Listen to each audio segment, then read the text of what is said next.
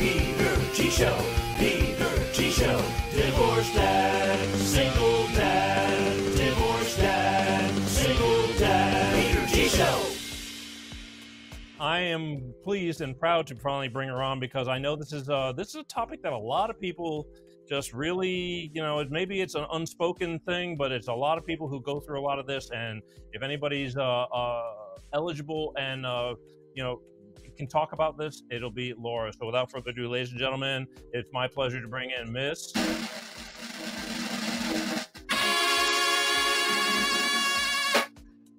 Oops.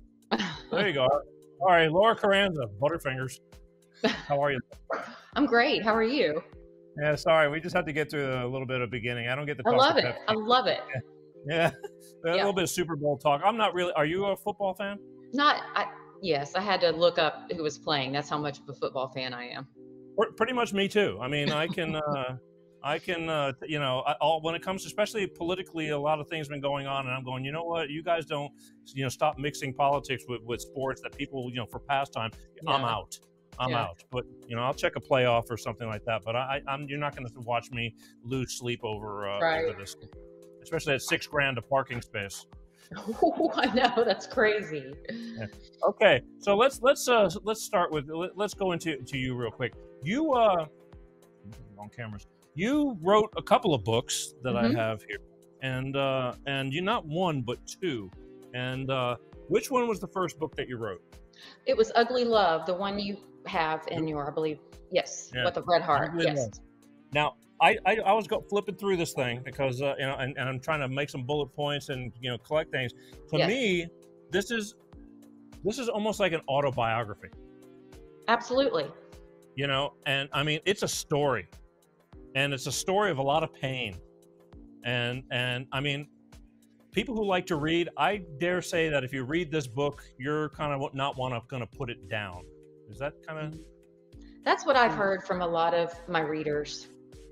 And it was painful to write, but then you feel better and you get it out of you. It is difficult to go back still, Peter, and read it because it takes me back to those days that were just so painful. And it's a roller coaster of emotions. A lot of damaging. I mean, narcissism, the reason we're on is narcissism is deep wound. I mean, it changes people. Not for the better, I mean, if you can survive it, depending on the narcissist who you're dealing with, there are, I would say, there's different levels of people, correct? Yes, yes. Explain a few. So narcissism, if you were to look and you're like, I think someone's a narcissist, but I'm not sure. If you could pull out the DSM, which is the Diagnostic and Statistical Manual of Mental Health Disorders. So right there, huge red flag, right? Narcissism is a mental health disorder. It's listed in what is like the Bible for psychologists and psychiatrists. Crazy. They list 9 traits. And if someone has 5 of those 9 traits, then they are considered to have narcissistic personality disorder. And we often call it NPD for short, because that's a mouthful. So the further up you get, like my ex-husband had 8 of the 9. The more narcissistic they are and the more damaging they are. Wow. Okay. I know I flipped through the book, but you think you can just kind of do a brief synopsis, because you were married a long time from what I can tell. Yes, married 13 years, but was with him for 16 years. So we dated and were engaged for 3 years. I thought I had done what I needed to do. And I always heard, at least give someone 2 years to show their true colors. And granted, I saw some red flags, but I didn't want to see them because I was so in love. Right. But children? Yes, we have one son. He is 16, and he's doing fantastic. I'm sorry, I didn't know the dogs were going to bark. I have 2 dogs, a Labradoodle and my son, he is doing fantastic. He lives with me most of the time. Right, got you. I mean, but going through that as with a child, that could be, that's kind of hard too. Were you having to protect him, or yes, he didn't know what was going on? Very much so. Wow. Okay. It's safe to say that regardless of the fact that you happen to be a woman, that it's not always because, when you start talking about these things, narcissistic behavior, for some reason you want to start leaning towards a guy being the bully and this and that.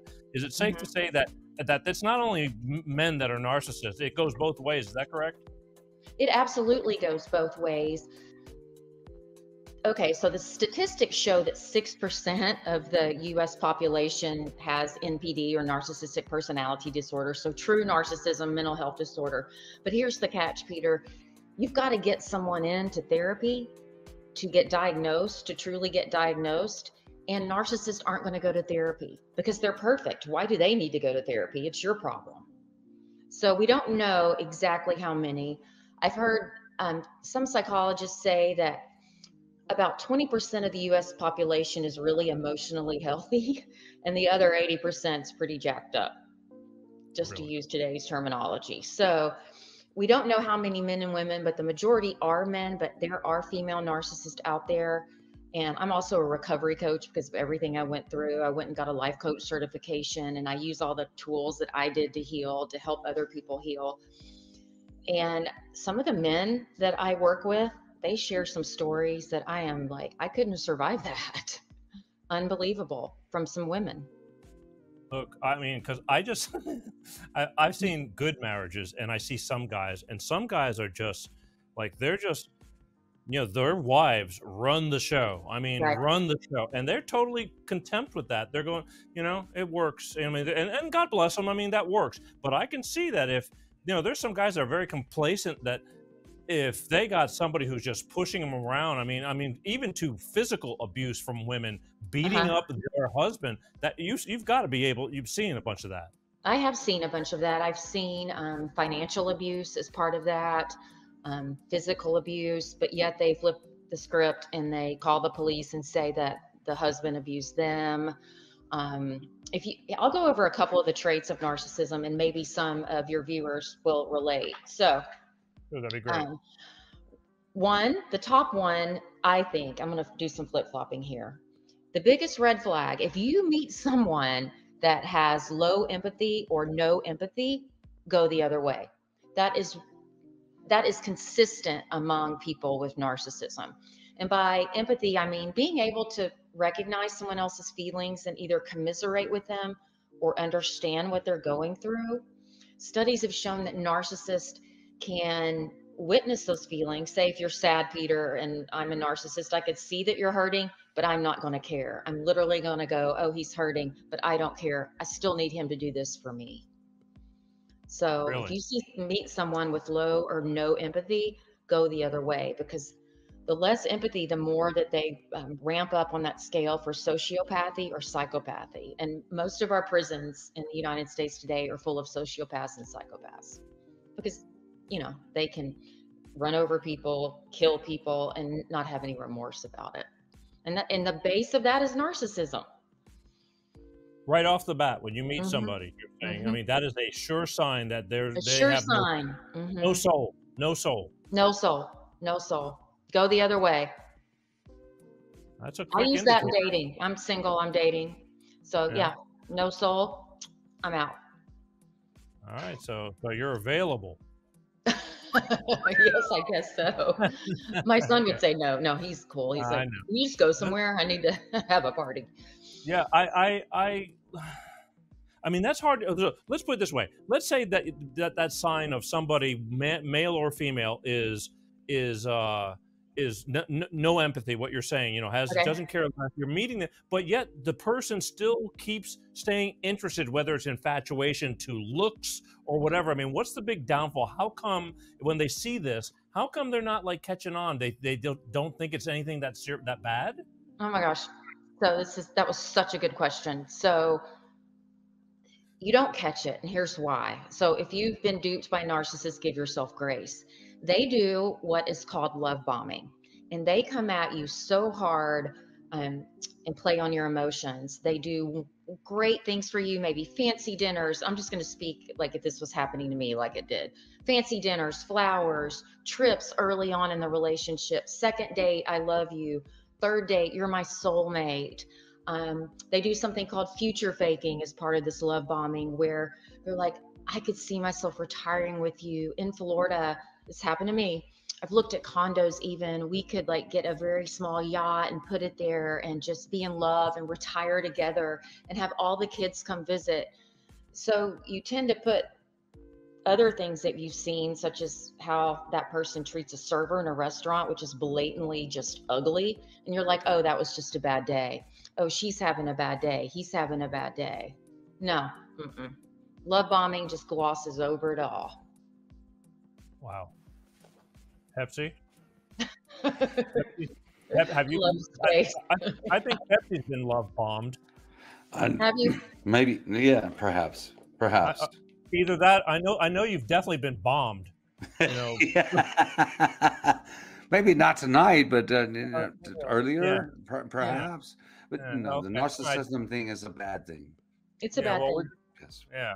Yes. We're just checking on Pepsi. I want to make sure he's still. I've caught him falling asleep in the chair. With, he puts those shades on for a reason. That's what I was going to say. That's why he's wearing the shade. No, you can't sleep during this. No. I know. I'm very sorry. No, you better not.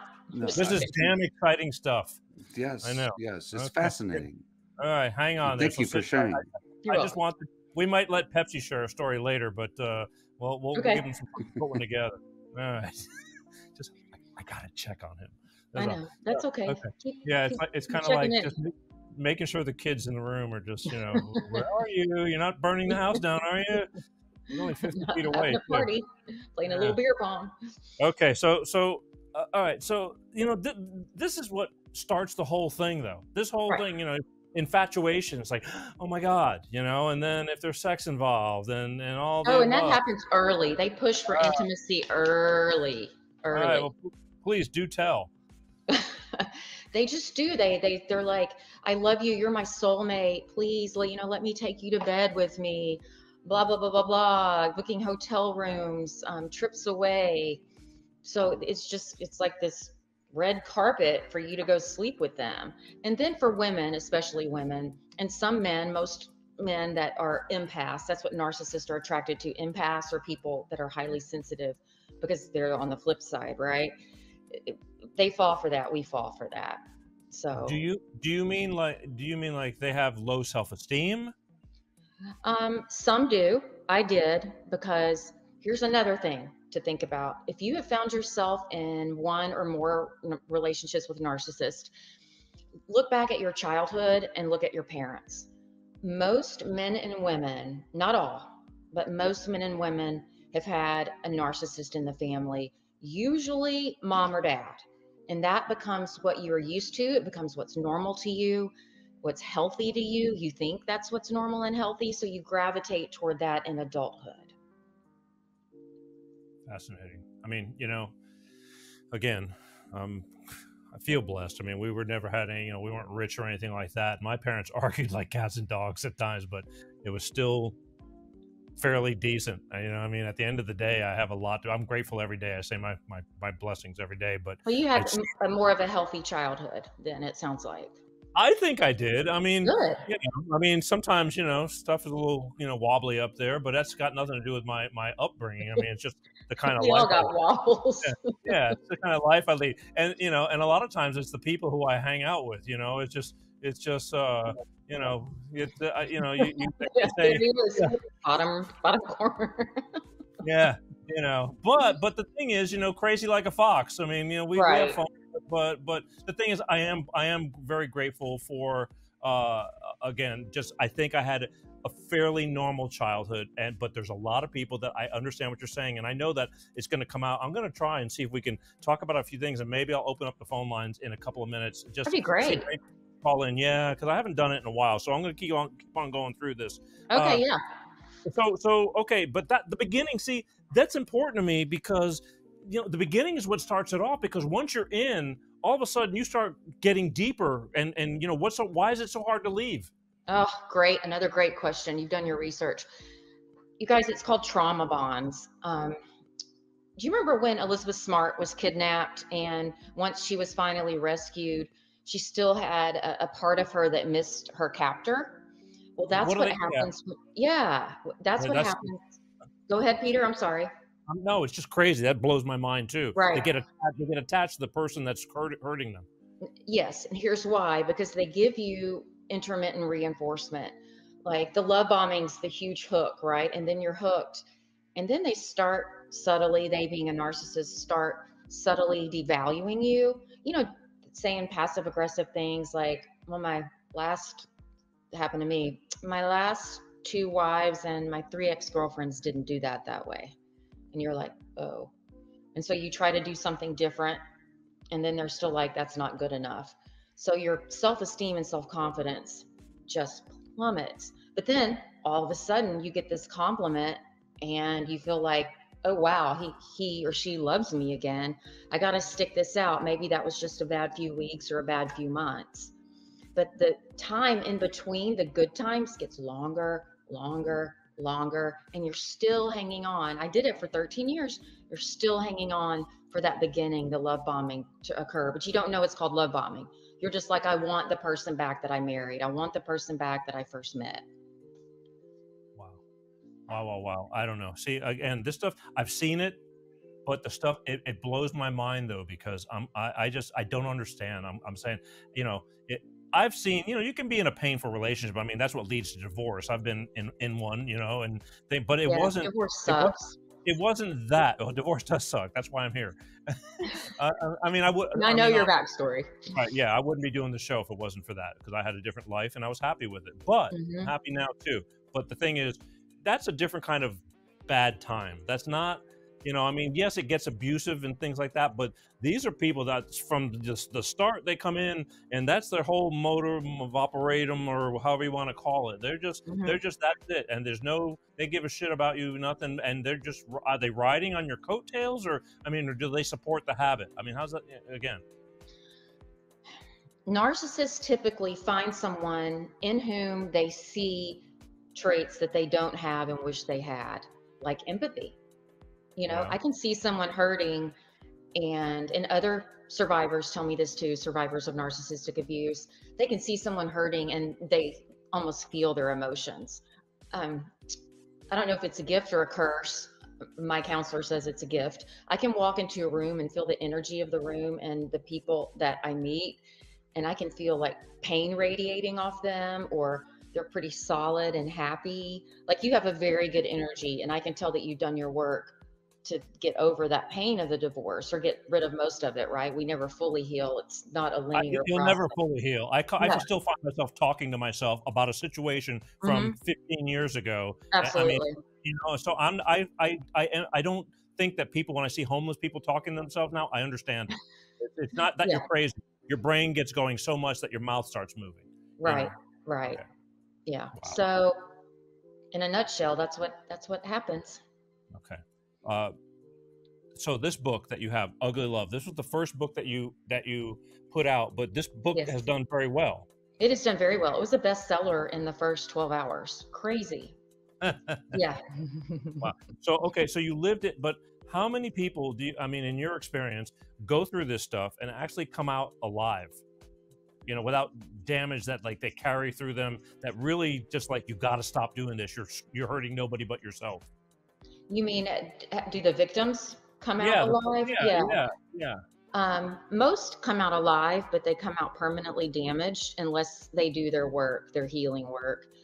I started with therapy, way back in college, but I didn't realize what I was dealing with was a narcissistic parent.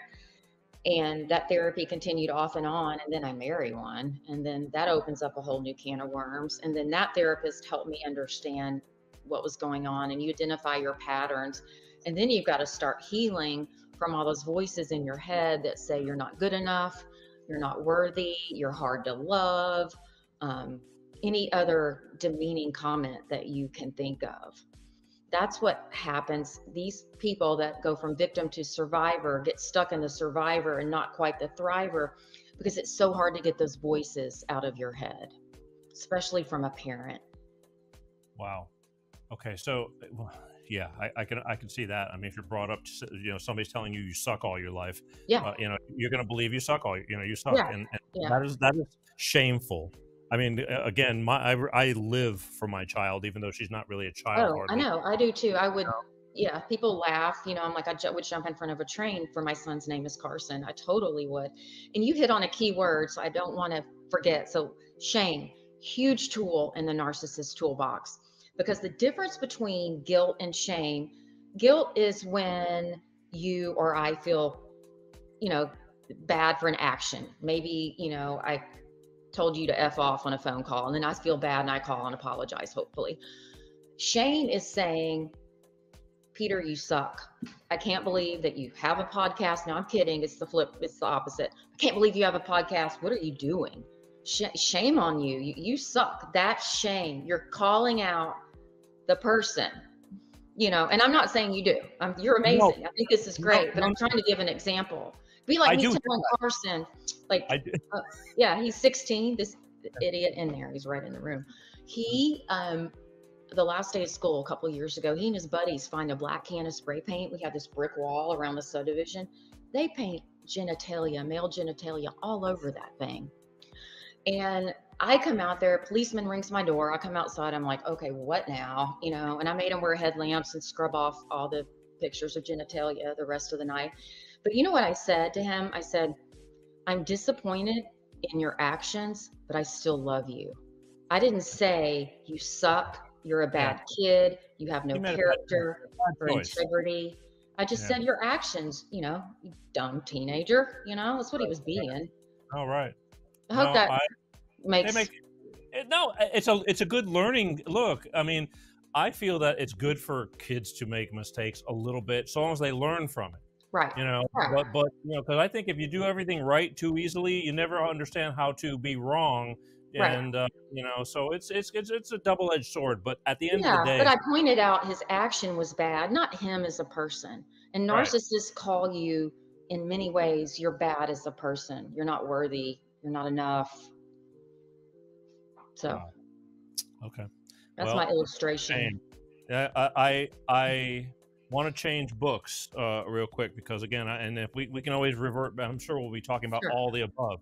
On your second book, your newest book, Girl, Get Out. Oops, let me get right here. I went through this. Now, this is more like a self-help book. Am I correct? It is. You're correct. It's a game plan. If you've decided that I can't live like this anymore, and if you're in a physically abusive relationship, get out now. Go find a shelter. I have to say that. That's my caveat, because it never backtracks.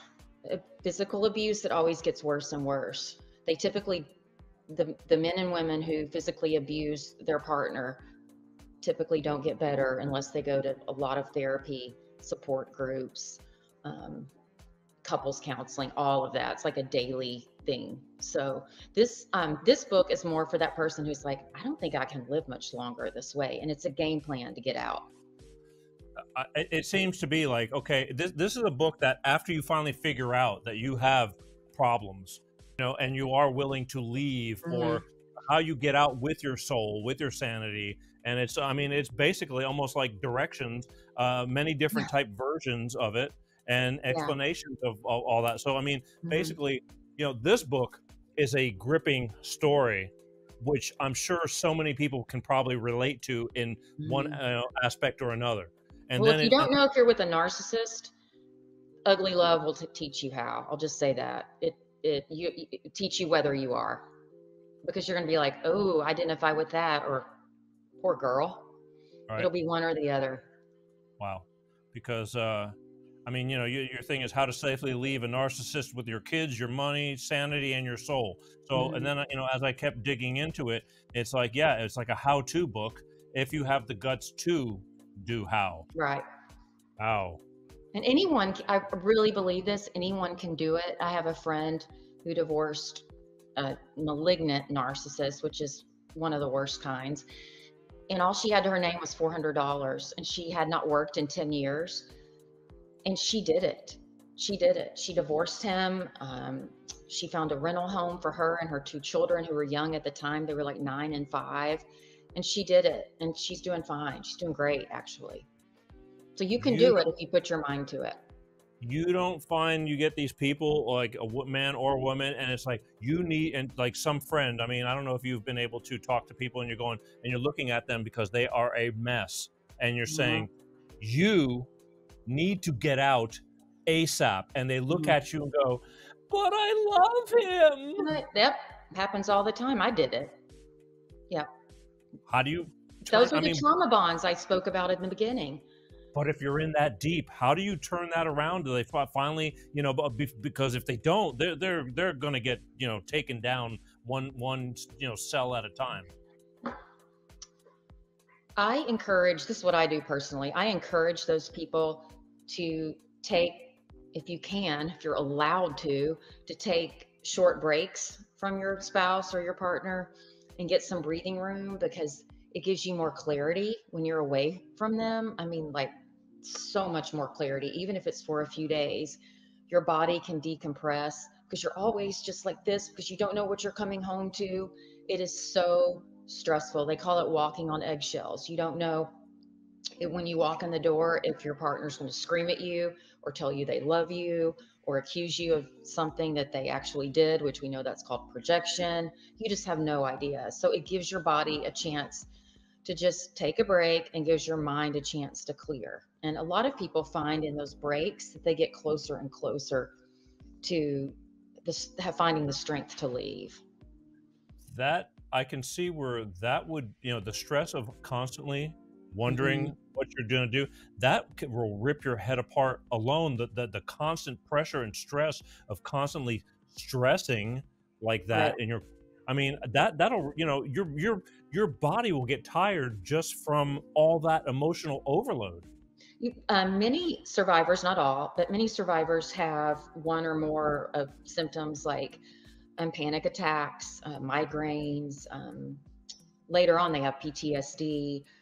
They may have like heart palpitations or autoimmune disorders, thyroid issues. That's what I had. My thyroid basically quit working, and got my thyroid levels done. And I love my doctor. I call him Doogie Howser for those of us that are 45 and up. You'll remember him. And I said, Doogie, why are you calling? He goes, do you feel okay? And I said, yeah, I feel all right. Like physically, I'm okay. He goes, your thyroid basically doesn't work. So we got that straightened out. But I don't think I had those problems until I was in such an abusive situation. Well, I hear stories all the time over, I mean, what just stress alone can do to your body, make you sick from the Oh, inside. yeah.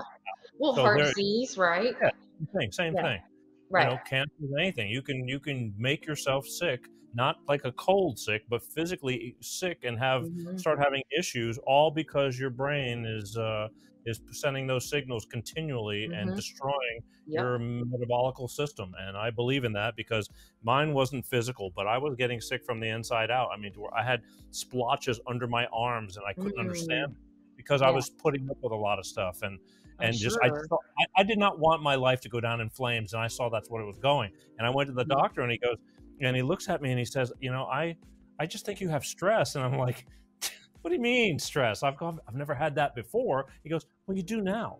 And same thing with high blood pressure, because I, you know, for a short time I had it. I'm good now, but you know that stuff will get your brain percolating to where your whole body starts getting ill. And it took a long time before all this started coming out, and it took a long time to get it to go away. If people are lucky enough for it to go away. Right. You have to work at that too. Wouldn't you agree? You have to, you know, I exercise a lot still, and I try to eat healthy because even in those abusive relationships, you don't eat, or you eat too much, or you eat like crap. Right. I you know, it's just the discipline. You know, you're getting somebody that's in a funk, and now you're saying, well, you know what, you need to start exercise. You know, clear your brain. Even that, what you just mentioned, getting away, getting out of the environment to breathe. I mean, you know, but just like people say, hey, I need a vacation. To me, vacations are great, but if your life is shit and you go away for a week, when you come back, you're still in that shit again. So it didn't change much. I mean, No. that's my philosophy. To me, you know, I don't need vacations. I just need good days as much as possible, and I try. And Yeah, and Pepsi, if you can go visit your parents or a brother or sister and get away from that toxicity, your body goes, oh, and you start realizing not everyone lives like I live over here. Well, again, it's grueling, and people are in it at the more than. What would you say the national average is of this kind of abuse?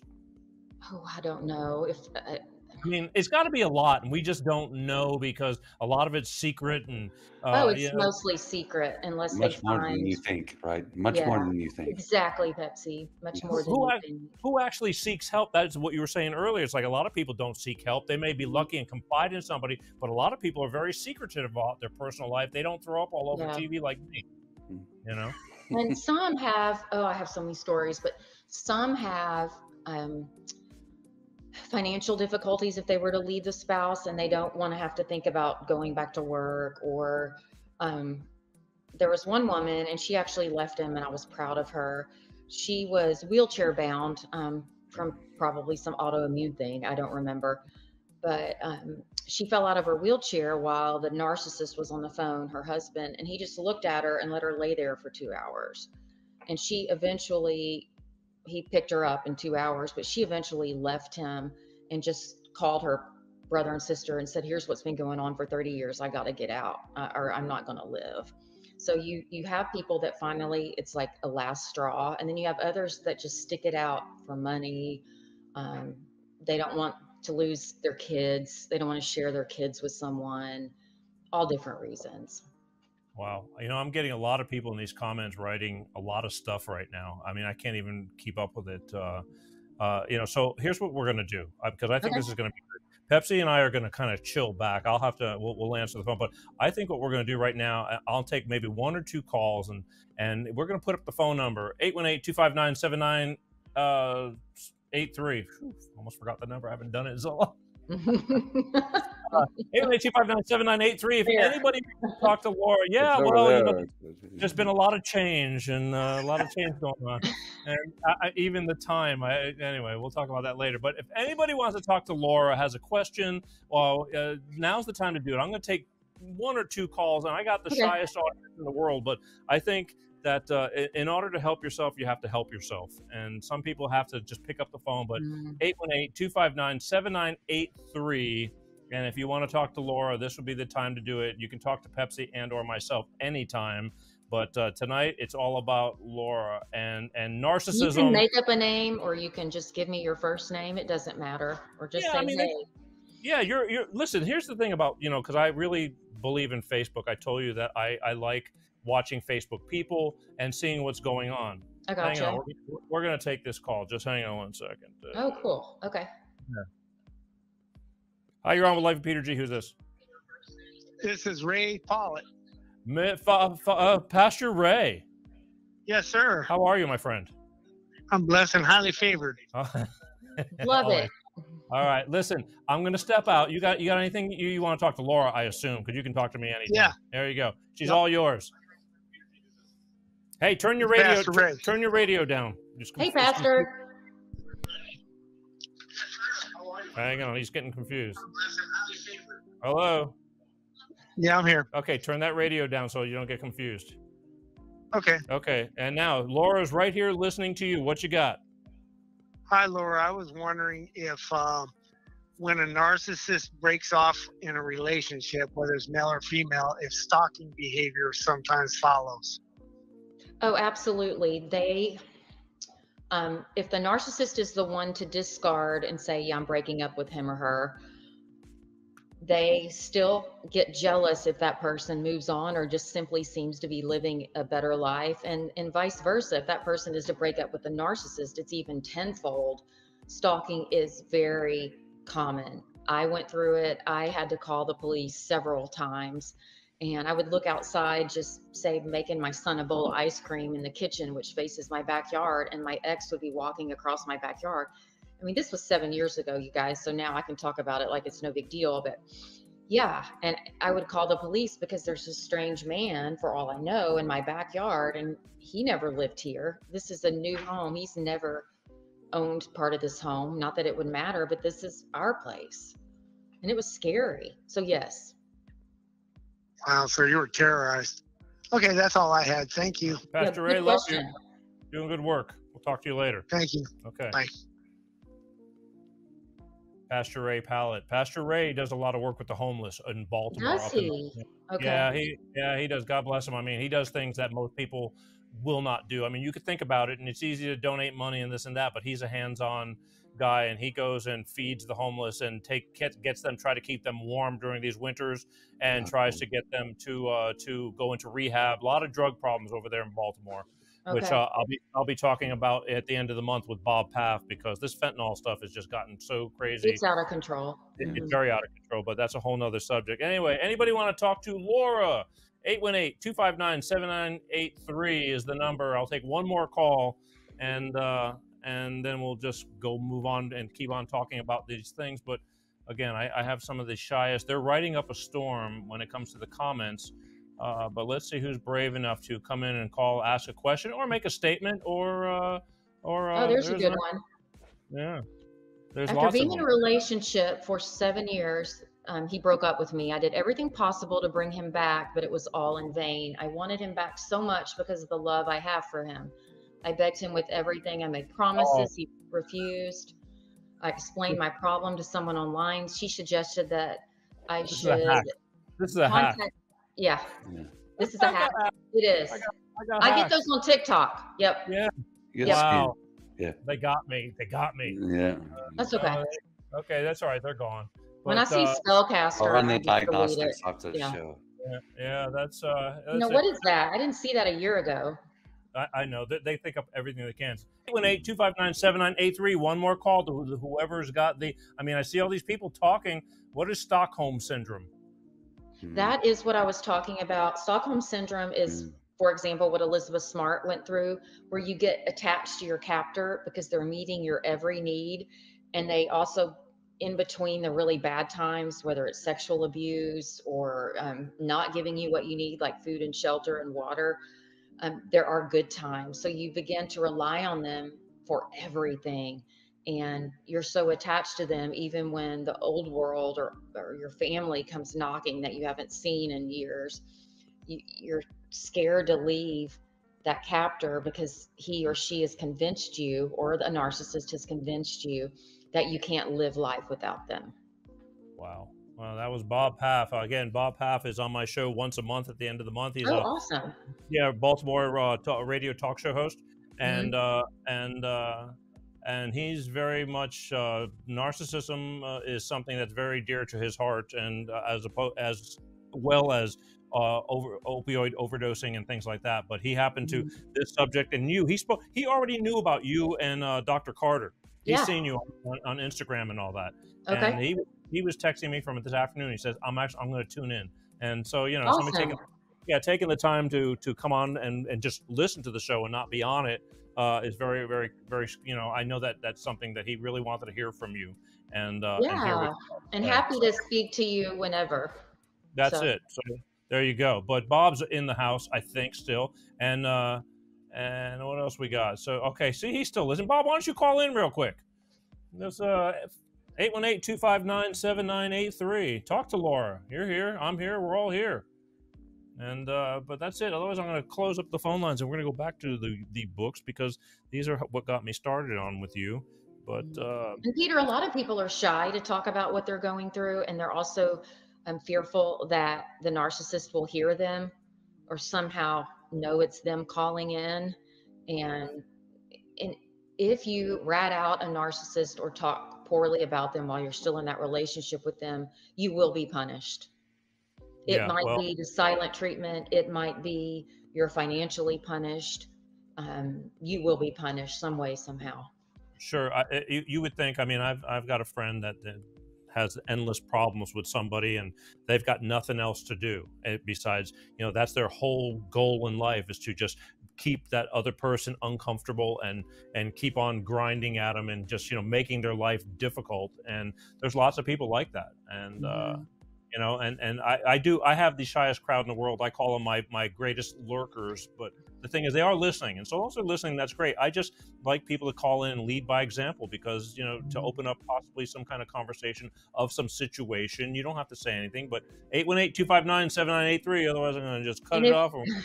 If anyone needs support, Peter, we have an online closed Facebook group, and we vet everyone that comes in. It's a support group. I still get in there and we'll say things like, I've got a deal with my ex-husband going on. How do I handle this? And it's very supportive. It's called Victorious, as in victory, Victorious Voices. And the little picture, because I think there's a couple other groups with that name, is a guy standing on a cliff with his arms in the air, like he's made it. You're welcome. Just put in your little subject line, heard you on the Peter G show, and the admins and I will accept you in. And it's a very positive place. We keep religion, politics, and money out of it. Hang on one second, Laura. On the phone, ladies and gentlemen, my friend and yours, the infamous Baltimore's own Mr. Bob Paff. How are you, Bob? Awesome. Peter, I'm good. Good. Thank you. Good. Can you hear me okay? Yes, sir. You are loud and clear, that golden voice. By the way, Bob, did you know that I keep my voice healthy and strong because I use Nature's Way Sambuca blueberry throat lozenges with I didn't know that Nature's Way made Sambuca, Peter. Good try. It's all natural, Bob, with zinc. Sure. With zinc. Laura, are we buying this? Right. I'm showing the package as we speak. Sambuca by Nature's Way.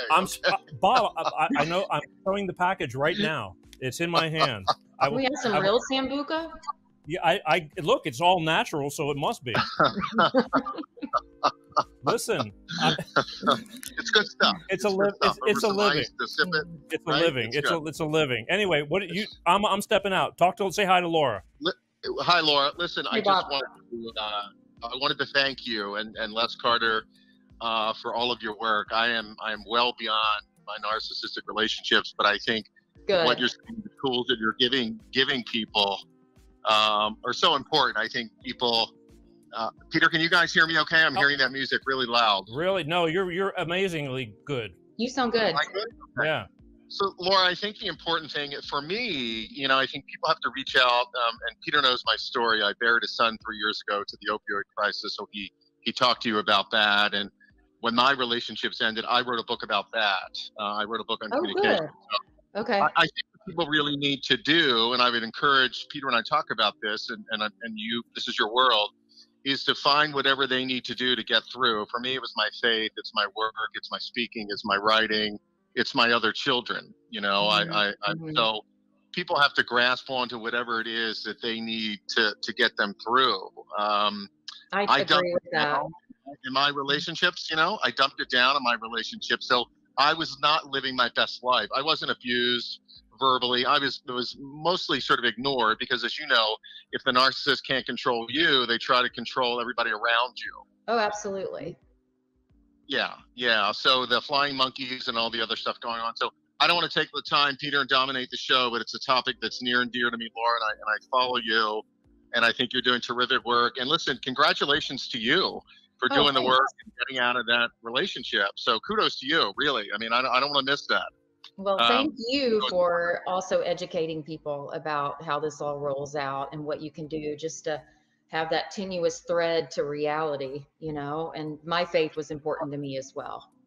Oh my God. I'm going to close on this note. My son who passed away at 33, and part of his struggle for 20 years was dealing with a narcissistic mom. And the drugs were a form of coping, and it was so painful, and the funeral was painful. It was very difficult to sort of relive a lot of that. But what I want listeners to know is narcissists will stop at nothing to get that narcissistic supply. They'll abuse their own children. You know that. I mean, they'll hurt their own children in any way possible because they don't have that emotion. They're vacuous. They don't feel stuff like normal people. No, they don't feel. Right? They don't feel anything. They don't. It's an end game. That's lack of empathy or no empathy, right? That's right. They really, and in fairness to them, if I can use that term, I use it loosely, they're just empty. They're empty souls. They don't feel anything, and it's a sad way to live. But it's kind of like, good for them that ignorance is bliss because they really don't know. They're that sick. They're that damaged from prior relationships or whatever it is, and they're just living out those lives. It's very sad. It's very, very sad. Very sad. It's very, very sad. And they will stop at nothing. There was a woman in our support group years ago. So this is a terrible story. Her husband, a narcissist, kept threatening to commit suicide. And she finally said, listen, I've done everything I can to make you happy. It's obviously not working. I don't know what else to do. And he threw himself in front of a train. True story. Wow. Yeah. They will stop at nothing to hurt people. Yeah, no, they will. They'll stop at nothing. It's amazing. And so that first relationship was some 25 years ago. It ended with an affair that she had, and then I remarried, and that relationship ended 10, 12 years ago. And I've taken the time. I, like you are, I'm single, but I had to take the time, and I stopped and said, Bob, if you don't figure this out, you'll keep doing it. You'll marry another one. You'll be in another relationship like that. You will. Absolutely. Right? I traced it back to my parents' relationship, and then I wrote a book about it. So my book's not about narcissism, but it's about communication and why we don't communicate. Why don't we stand up for ourselves? You know, it's all those issues like that complicate the situation, and then these people find us and they prey on us. So anyway, absolutely. It's like we have a magnet or a sign that says we're magnet for them. Well, for me, Laura, it was a rescue fantasy. I was going to find these people and show them that not all men are bad. And, you know, they're broken. I'm going to fix them. And you know how those stories end. You can't fix anybody. Yep. This is another savior of mine. This is Charlie, you guys. Say hi, buddy. Oh, yeah, man's best friend. Hey, guys, I'm going to ring off. Terrific All right. show. Great visiting with you. Thank you. We will talk soon. Laura, keep up the good work. Take care. All right. Thank you, Bob. Bob, we'll talk to you in a couple of weeks. All right, there you have it. Ladies and gentlemen, the infamous Bob Paff, which is on, he's on every last Sunday, every last Wednesday of the month now. Oh, good. Yeah, we do a show called, we do something called East Meets West. He's on the East Coast, I'm here on the West. And we talk about a lot of these issues, a lot of drug stuff, a lot of just regular life and what's going on with him, what's going on over here. And honestly, we could have a 3-hour show. It just goes on and on. But always pertinent information and something worthy of taking with you. So I'm very thankful that he joins me and just shares some of his side. But yeah, it's Bob Paff. So check him out someday. So we're starting to run out of time. As time goes by very quickly, always around here. I know, it's fun though. You're great. It's enjoyable. Well, again, here's what I want to do. I mean, sometime in the future, I would love to have you back again if you have time for me. Absolutely. Yep. We plan ahead. I can do it. Absolutely. Yeah. My pleasure. It took me a little while to finally track you down and get you to say, yeah, I guess he's okay. And then I got COVID on poor Peter and thought I was going to die. Yeah, but you didn't, and that's the whole key. That's the whole key here, and that's why you're here right now. And absolutely. But here's one. But let's tell people how they can get a hold of you to see what you have to offer. Your books. You tell everybody, a real in a nutshell, really all that you have to offer besides your wisdom and your experience of all this. So if you go to that website, lauracharanza.com, we just redid it. It's so much fun. But you can find links to. If you just need a short little dose of support about narcissism, I've actually started a TikTok channel. My son thinks I'm crazy, says I'm way too old, but some of the videos are getting hundreds of thousands of views or tens of thousands right now. It's brand new. I'm on Instagram, Facebook. Love to have you if you need us in that support group, Victorious Voices on Facebook. I'm also a recovery coach. I'm booked out several weeks, but I love working with people one-on-one via Zoom or phone calls to help them plot their path to a better life. So yeah, I have some courses that are for sale on Thinkific. Heartbreak Rehab is one, how to heal your heartbreak and break those trauma bonds. Just lots of good stuff going on. Wow. Okay. I mean, I'm on TikTok and Instagram and all those things too, but I can't even get arrested on there. I don't know what, my stuff is just normal, but it's like, number one, I don't know. I see that the females do really well just because they're, attractive women and people will stop to watch. And if you have something to offer on top of that, you can do really well. With me, it's like, it's just Peter. And I mean, I put stuff out there, and if anybody wants it, to check it out. But the problem we have is we have long shows, so I take a little clip and I throw it out there for all whom want it. But lots of, it's great to put out tidbits of information. That's how I found you. I found you on Instagram. Well, yeah, yep. And that's all good. Let me get Pepsi back in here real quick and see what's going on. Yeah, you still say goodbye. He took off your sunglasses. Oh, we get to see your eyes. He must have put some Visine in. Are you muted? That's not till Monday after the Super Bowl. Yeah, well, no, not with Pepsi. It's any 20. if you awake. Hello, is your mic off? Hey, I can't hear you. Did you mute your mic? What are you doing? Holy moly! Hey, do you have any questions for Laura? Anything? Stop with the silent treatment. He gives me the, hello, I can't hear you. Pepsi. Oh my God. See, one day I'm going to have a long talk with that boy. He's a mute. I know it's not me. Let's try that again. I'm going to take you out and bring you in again. Okay, now watch. Hey, Pepsi. Okay, now I hear you. Say something. Laura's got to go. We got to go. Oh boy. Oh well, maybe we got mic issues. All right, I know it's him. You can give him, if he's got questions about narcissism, give him. Yeah. You can give him my info. Yeah, well, I just just wrapping it up on his end. Pepsi, you got anything you got to say to Laura? Hello. Oh boy, that's it. It's hard keeping him detained. He's done. He's out. He's not gone. He's not going nowhere. We're not done yet because I got to finish up with him. It's just I understand. He sits out a lot, and so he gets distracted. But again, last time I want to show you one more time. You got not one but 2 books: Ugly Love and Girl Get Out. And where can you find these books? Yeah, Ugly Love is my favorite, just because it was so from the heart. Where can people find these books? Oh, Amazon, Target, Barnes & Noble, online. It's available worldwide. I've had some people in Australia contact me. Your story is so much like mine. Well, yeah, that's the thing. It's relatable for those who are in that. And it's an easy read, you guys, because I wrote it in 6 months. I just was vomiting. Just bleh, get it out. Wow. I mean, it's an easy read, and the thing is that I find, and that's why I like to share stories that are relatable, because there's a lot of people who don't have a voice, who don't say anything, and that need to hear this stuff so they can say, wow, it isn't just me. Correct. And and I found this with divorce court. That's why these judges are so numb. They're sitting there, and while I'm sitting there sweating to death because I hated being there, and they're just like, I see them fumbling around through their books and doing stuff, and they're listening, but they're not listening. And I'm saying to myself, they're not even paying attention. And that's because all these divorces it's like being a coroner. It's just it's a death, but it's just which one is it? Which death is it?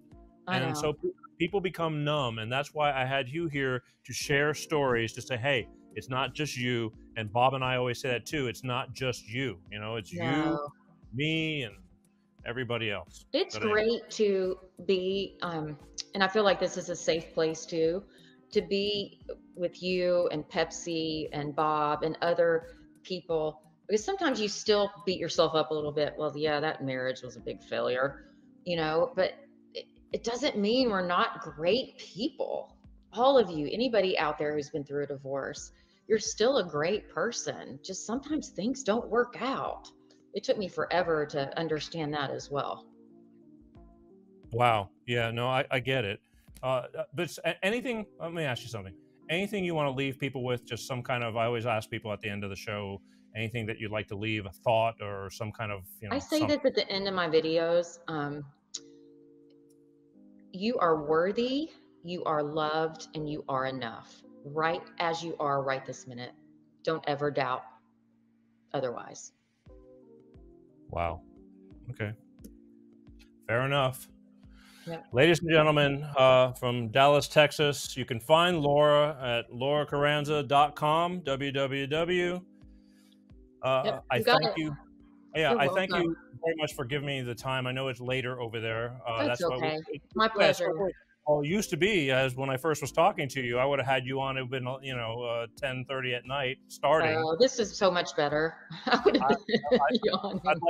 like to hope so, but we'll see. And that remains to be seen. We just started on this new day and time, and again, I find that no matter what you do in life, it's always going to go against the grain somewhere. But then there's people are going to love you or hate you for whatever you do. It takes time. It takes time.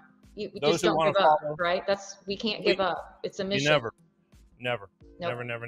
Okay, look, we'll be in touch with you in the future, and I look forward to all your posts on Instagram and Facebooks and all that, as always. And again, this show will live on. It's going to stream to many different platforms once it's over, and there'll be all. And I'll share it as well, so my viewers will get to know you as well.